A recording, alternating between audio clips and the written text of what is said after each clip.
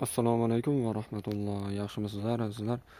Bugungi sanamiz 2026-yil 17-mart sanasi.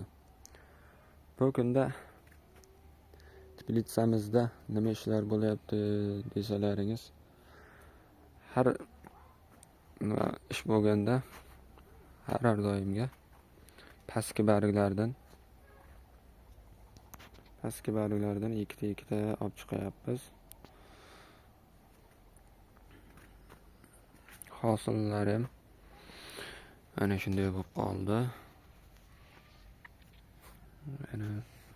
Mana oradan bir hafta o'tibmi, 10 kun o'tibmi, ikkita qilib olib ketyapmiz mana. Bu nimaga? Chunki buni olsak tagidan shamol yaxshi aylanadi. Ko'chat yaxshi shamollaydi, yaxshi o'zgaradi. Shu bargga ketadigan oziq hosilga ketadi nasib inshaalloh. Shu maqsadda olinyapti. Hosillarim quyosh chiqmaganiga o'zgarishdan to'xtab qoldi, bulutli bo'lgani uchun. Men bir videolarimda birovga erta ekkan yaxshimi yoki kunda qizitib yaxshi yanvar fevral oylari ekkan yaxshimi deb video chiqargandim. Erta ekkan yaxshi ekan. Chunki sovuq bo'lsa-da, ko'chat qiynalsa-da, ko'chatni qiynasak-da, mana shunday kun qizigan payt yaxshi rivojlanib ketar ekan.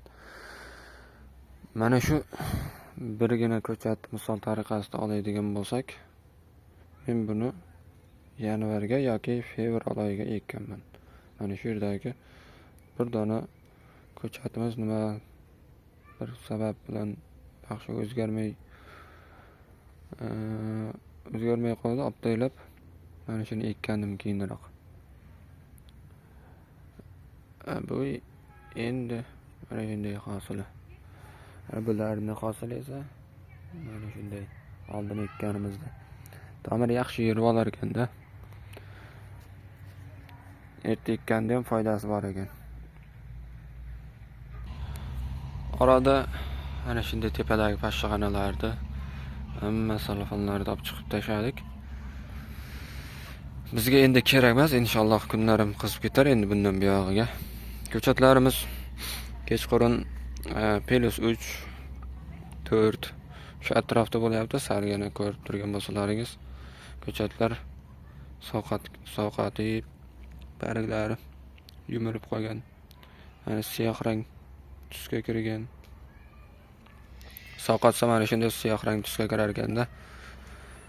Biz kecha bunga kapilnidan oziqalarni berdik.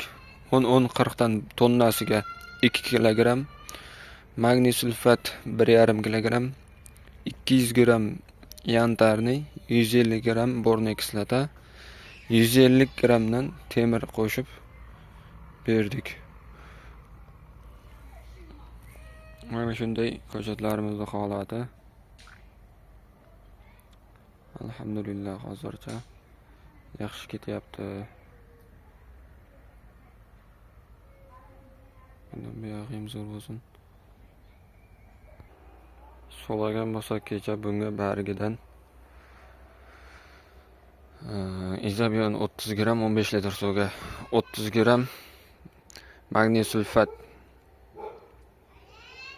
30 gram tensa koktel 7 grammi 9 gram qo'shib 15 litr suvga apparatni sepib chiqdik. Bu nimaga?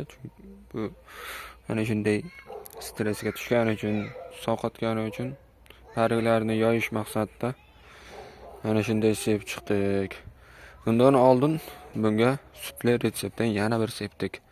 Sutli retseptimiz moshni ishlayapti deyman, chunki mana shunday barglar yaxshi aralashib, yaxshi ochilyapti. Gullari demoqchi edim. O'tgan yili bu vardanza sortimizda gullari kam edi. Bu yil sutli retsept foyda berdimi yoki yerimiz yaxshi, go'ng solganimiz uchun yaxshi bo'lyaptimi? Sababiyatini qilyapmiz. Endi Alloh taolo bu safar yaxshi qilyaptimi? Inshaalloh yaxshi qilayotgan bo'lsin. Sababini qo'ldan kelgancha qilyapmiz. Mana shunday keyingi kestlari ham yaxshi. Gullari ko'p bo'lib chiqyapti. Ozgina ko'chatlarimiz ozg'inroq. Endi nasib inshaalloh semirtirishga ham ozuqalar sepamiz deb turibmiz. Bunga endi hosilni kattartirishga, poyani semirtirishga ishlayveramiz endi asta-asta.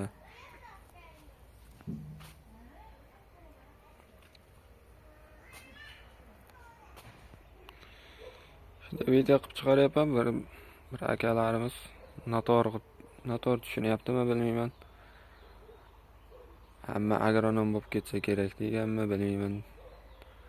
Yo, men video qilishimdan sabab birovga, kimgadir aql o'rgatish yoki bir mahsulotni reklama qilish. Shunchaki o'zim hobbi deydimi endi buni. Bunda menga hech qanday manfaat yo'q. Shunchaki qilgan ishlarimni qo'yib boryapman. Buni video qilib chiqarsam, like bossa, pul keladigan joyi yo'q. Kimdir bilar, kimdir bilmas. Mana shunday oddiy misol, gulga changlatayotganda rang qo'shib changlatishda kimgadir foydamiz tegsa yaxshi deb o'ylayman-da. Mayli, sog' bo'lasizlar, salomat bo'lasizlar. Keyingi videolarda ko'rishguncha.